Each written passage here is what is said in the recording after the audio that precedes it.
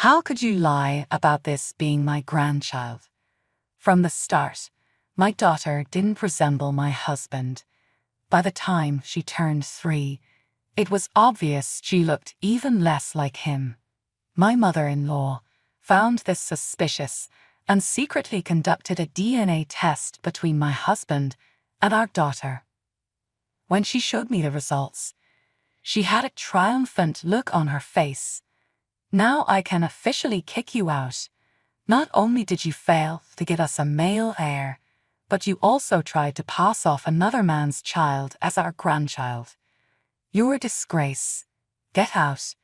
As I listened to my mother-in-law's heated speech, I tilted my head, confused. Let's calm down. This child isn't even my biological daughter. I told her and showed her the evidence to prove it. My mother-in-law started trembling. I thought she might admit her mistake, but instead, she twisted the situation to suit her needs. My dream for the future was to become a mother with many children. When I was in elementary school, other kids also wanted to become parents, but as we progressed through junior high and high school, their dreams shifted to careers or hobbies. Despite this, my dream stayed the same.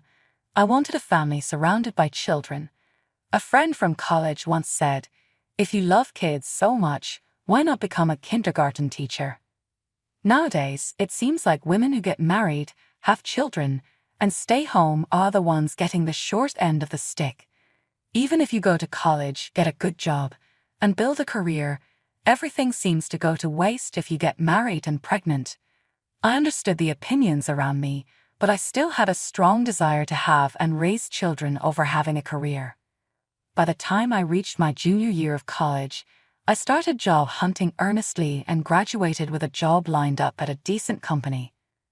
Once I started working, I faced the harsh reality of the working world, realizing how naive my student days had been. I was constantly busy with work. In my 3rd year at the company, I got transferred to another branch where I met my husband. He was like a mentor to me, and we spent a lot of time working together. Eventually, this led to a personal relationship. The catalyst was our mutual love for children. My husband was considered quite handsome, attracting the attention of the young female employees at the branch. None of the women at work approached him, assuming a guy that good-looking must already have a girlfriend. When word got out that we were dating, many of them regretted not making a move. After about 2 years together, we started thinking about marriage. Being in my late 20s and wanting at least 3 kids, I felt it was the right time. Everything moved along smoothly. My husband and I wanted children, so we got tested for genetic diseases. I have a much younger brother who inherited our father's allergies, though these were different and caused him a lot of trouble growing up. I also got tested but didn't inherit any. Seeing my brother's struggles, I didn't want my own kids to go through the same thing. However, the results surprised us. Neither of us had hereditary allergies, but it turned out my husband was infertile. I was perfectly healthy, and when I learned we couldn't have children together, I felt lost. It would have been easier if the situation were reversed. My husband apologized, saying I could leave him since he couldn't fulfill my dream of having children. But I wasn't in a dreamy phase anymore. Dreams are dreams, reality is reality. I chose a life with him over a family with children. He was the only one for me, and I couldn't imagine a future with anyone else. So, we got married, set up a new home, and started our life together. My father-in-law was kind and welcoming, saying he'd always wanted a daughter. However, my mother-in-law was different. I expected some friction, but I underestimated her. She would visit when my husband was at work and talk about wanting a grandchild soon. Then, she started criticizing me for not giving birth to an heir, saying harsh things even though I wasn't pregnant. She nitpicked my housework, pointing out minor flaws, and even told me to quit my job, blaming society's nonsense about women advancing for creating useless daughters-in-law like me. The stress turned into fear, causing my heart rate to skyrocket, and I nearly hyperventilated. I confided everything to my husband but couldn't explain well because just recalling my mother-in-law's words made me tremble. My husband didn't think it was that important. He suggested keeping my distance or telling her not to come over when he wasn't home. When he found out she was pressuring me about having a grandchild, he didn't want her to know about his infertility. He was worried she'd bother him about it. I thought if he just told her, things would settle down. My husband is generally a kind and good person. He might still feel guilty about not being able to give me the children I wanted. Raised by a mother like that, he may have been told he needed a male heir to properly inherit the family estate. His father's side of the family is wealthy, and knowing the heavy burden he carried, I couldn't push back any harder. Reluctantly, I tried to keep my distance from my mother-in-law and avoided her when my husband wasn't around. Amid all this, I developed a small circular bald spot about the size of a dime. Then my husband got transferred to another location. When we got married, I was moved to a different apartment. My husband told me I didn't need to quit my job and follow him, but staying in that house meant continuing to deal with my mother-in-law, which was unbearable. So I decided to quit and move with him. The new place had a lot of undeveloped land, and the residents were very welcoming, so I quickly adapted. Most importantly, it was far from my in-laws' house, so my mother-in-law couldn't just drop by to be unpleasant. This alone reduced my stress and my bald spot improved. The air and food were great, and I even gained a little weight. I felt like I was finally living life the way I wanted. Once settled, I found a new job at an after-school care program. For someone like me who wanted kids, but couldn't have them, it was like finding a new purpose. In college, I had obtained a childcare qualification, not to become a childcare worker, but because I thought it would be useful for raising children. Although not required, the program appreciated my qualification and suggested I get a specialized after-school care qualification. I decided to take the job more seriously and talked to my husband, who supported me, saying it sounded like a great idea. Over a year passed as I took courses and worked toward getting the qualification. The area we lived in had excellent welfare for children and various kinds of support. We were able to welcome a newborn daughter into our lives. My husband was overjoyed, calling it a near miraculous stroke of luck. I believed that if I hadn't been working at my current job, this wouldn't have happened. Perhaps we were given trials so we could meet our daughter. My husband quickly informed his parents. I had never seen him happier and more excited. However, either my husband explained poorly or my mother-in-law failed to understand because the situation took a drastic turn when our daughter turned 2. My husband got transferred again, and we moved back near his parents. He got a promotion and returned to his old branch. My in-laws wanted to see our daughter, so we visited them more often. With his promotion, my husband had more subordinates and wasn't away from home as much. I thought my mother-in-law's harassment would be manageable since my husband was with us during visits. Initially, she adored our daughter, but her joy didn't last long. She started asking, "When will you show us a boy? Don't think you're off the hook just because you had one grandchild." I never intended to irritate my mother-in-law, but she still seemed to dislike me.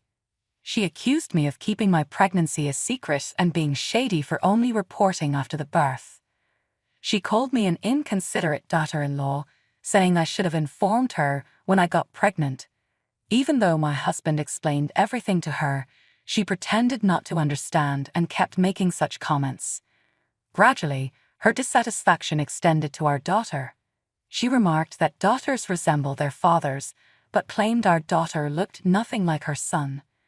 She made these comments deliberately, not just to me but also to others. She even pushed my daughter away, saying, "Don't come here with your dirty hands." During meals at my in-laws' house, she scolded my daughter for spilling food and hit the back of her hand several times, saying she had no manners. "Sorry, I'll make sure to teach her better manners later. Please forgive her," I said, defending my daughter. But my mother-in-law blamed me for spoiling her and even hit my head several times. When my father-in-law or my husband was present, she didn't treat us as harshly. My daughter began to fear her grandmother, saying, "Grandma is scary," and started avoiding her. My mother-in-law then called her an ungrateful grandchild and treated her even more coldly. Thankfully, my father-in-law remained affectionate toward my daughter, and she grew very attached to him. Every time we visited, my mother-in-law would nag me about not being pregnant and pressured me to have a son soon. When I didn't get pregnant, she even started suggesting potential wives for my husband. How about this girl? She has a sturdy build and looks like she could have several children. This type is more likely to bear a male child. Only my husband was invited to their house, and he would always return saying his mother had suggested this. At first, he thought she was joking, but as she kept repeating it, he started to believe there was some agreement behind it, and came to consult me. I told my husband that ever since we moved back, my mother-in-law had been relentlessly pressuring me to have a son. I also mentioned how she was treating our daughter very coldly, using the excuse of discipline to inflict what was practically corporal punishment. I explained that our daughter was afraid of her grandmother. In the end, my mother-in-law's attitude hadn't changed since our wedding. If anything, it had worsened. Her behavior toward our daughter was particularly blatant, and the thought of what she might have done when I wasn't around was terrifying. My husband realized how painful it was to be constantly pressured by his mother about having a son. He apologized for previously suggesting we simply keep our distance and asked for forgiveness, albeit a bit late. Some pains can't be understood until you experience them. I told him it was understandable, and we decided that our daughter and I would avoid visiting my in-laws as much as possible. My husband continued to visit his parents whenever his mother called. My mother-in-law's actions were a humiliating ordeal, but my husband assured me he had no intention of divorcing me. He said he would find the right time to address his mother's behavior. However, he always returned home saying that today wasn't the right time. I knew my husband had no plans for divorce or remarriage, and I thought it best for him to handle his mother. So, I wasn't worried about him visiting his parents. But unexpectedly, things took a turn in my mother-in-law's favor. Previously, she had only shown my husband photos of potential remarriage candidates. This time, however, she went so far as to introduce one of the candidates to him in person. Unintentionally, the woman fell in love with my husband at first sight. My husband, still as handsome as ever, remained polite even to someone he didn't want to engage with. While I believe my husband wouldn't say anything he didn't mean, it's possible my mother-in-law twisted his words. With everything going her way, my mother-in-law's actions escalated. This happened when our daughter turned 3. My father-in-law wanted to celebrate her birthday, and since my husband and I didn't want to have the party at their house, we asked him to wait a bit, saying we'd celebrate later. Dad has prepared for the birthday party. Today's your day off, right? Come over with our granddaughter. Feeling guilty about rejecting my father-in-law's plans, we decided to visit with our daughter. When we arrived, my father-in-law wasn't there. Instead, my mother-in-law was there with a woman she had chosen as a potential new wife for my husband. I had a DNA test done on my son and granddaughter. They looked nothing alike, so I had my doubts. The results confirmed it. You've been lying about your child's paternity. You have enough proof to demand a divorce. She then turned to my husband, accusing him of being deceived and insisting that I was unfit to be his wife, pushing for a divorce. The potential new wife joined in, chanting, "Divorce." I was honestly stunned. Taking advantage of my silence, my mother-in-law and the potential new wife said whatever they pleased. It all sounded like noise to me. It wasn't that I couldn't argue back. I was just too stunned to bother. I composed myself, took out a piece of paper, and showed it to my mother-in-law, saying, "I hate to burst your bubble, but it's no wonder our daughter doesn't look like my husband. She's not even my biological child." The paper I showed her was a copy of the adoption papers, proving that we had adopted our daughter. Knowing my mother-in-law wouldn't understand an explanation, my husband and I decided it was best to carry a copy of the document for moments like this. Our daughter doesn't know the truth yet. She might have some suspicions, but we don't plan to hide it from her. You deceived us. We welcomed her because you said she was our grandchild, and she turned out to be a stranger's child. That's worse than having an affair. My mother-in-law accused me of bringing a child from unknown origins into the family. My husband then shouted, "Shut up." I explained that we adopted our daughter. How did you twist that into her being a child from an affair? Are you out of your mind? Injured by his mother's heartless words, my husband was harsh but quickly calmed down and revealed what he had never told her. I'm the one who can't have children. My wife is completely blameless. He showed his mother a copy of the test results from before our marriage and confessed that he had asked me not to tell her, knowing it was his fault she couldn't have a biological grandchild. My mother-in-law was speechless and slumped over, realizing she was the only one who hadn't known. She seemed unable to process everything. My husband then declared he was cutting ties with her. Even if it was a misunderstanding, you pushed us to the brink and harassed a little child. That's inexcusable. He criticized her for crossing the line too many times. Even faced with her beloved son cutting her off, my mother-in-law barely reacted, possibly not even comprehending it. With nothing more to say, we left. That night, my father-in-law called. When he asked what had happened while he was away, we told him everything, and he came to our house immediately. He apologized for my mother-in-law's behavior to both me and our daughter. Our daughter, not fully understanding, simply said, "If Grandpa says it's okay, then it's okay." I couldn't be that forgiving. All I could manage was to say, "I understand." The things my mother-in-law had said and done to me felt like hell.